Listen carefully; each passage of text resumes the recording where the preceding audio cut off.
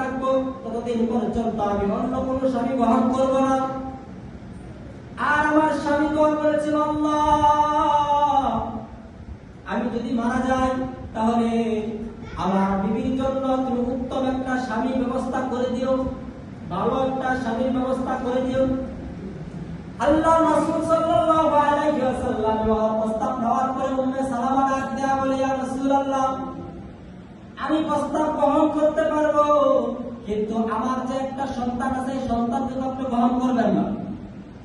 আল্লাহ রাসূল ডাক দেয়া বলে, উম্মে সালামা শুনো, আমি শুধু খালি বিবাহ প্রস্তাব নিয়ে আসি নাই, আমি আসছি তোমার সব পরিবারে তোমার সন্তান, কারণ এতিম সন্তান, আমি জানি এতিমের কি বেদনা, আমি একজন এতিম, এই জন্য আমি আসছি যে তোমার কাছে বিবাহ প্রস্তাব নিয়ে আসলাম।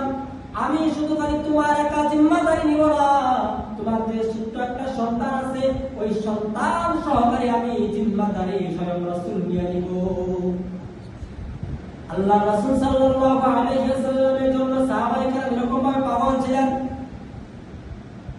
আল্লাহ রাসূল সাল্লাল্লাহু আলাইহি ওয়াসাল্লামের জন্য সাহাবায়ে কেরাম দেশ ত্যাগ করেছেন, সাহাবায়ে কেরাম তার সম্পদ ত্যাগ করে দিয়েছেন, বাবার বাড়ি ছেড়ে দিয়েছেন, মায়ের বাড়ি ছেড়ে দিয়েছেন।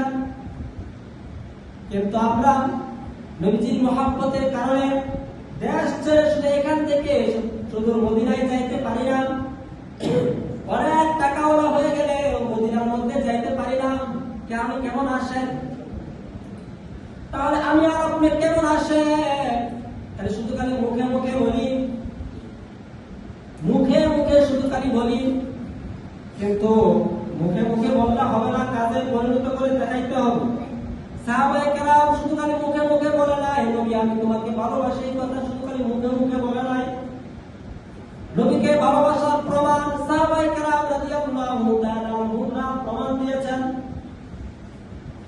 আবু হুযায়ফা রাদিয়াল্লাহু তাআলা আনহু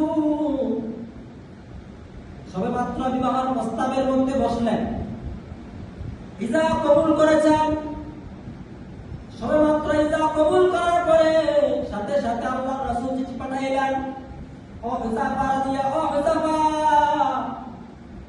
হুনাইনের যুদ্ধের মধ্যে তোমার যেতে হবে, সেনাপতি তোমাকে দিয়ে দিলাম। সাথে সাথে চিঠি পাওয়ার পরে আবু হুযায়ফা রাদিয়াল্লাহু তাআলা আনহু হুনাইনের যুদ্ধের মধ্যে চলে গেলেন। সবাই ডাকে বলে, হুযায়ফা তুমি কোথায় যাইতেছ? সবেমাত্র তুমি বিবাহ করেছ, সবেমাত্র তুমি বিবাহ করেছ, এখনো বাসর হয় নাই, এখান থেকে তুমি চলে যাইতেছ কেন?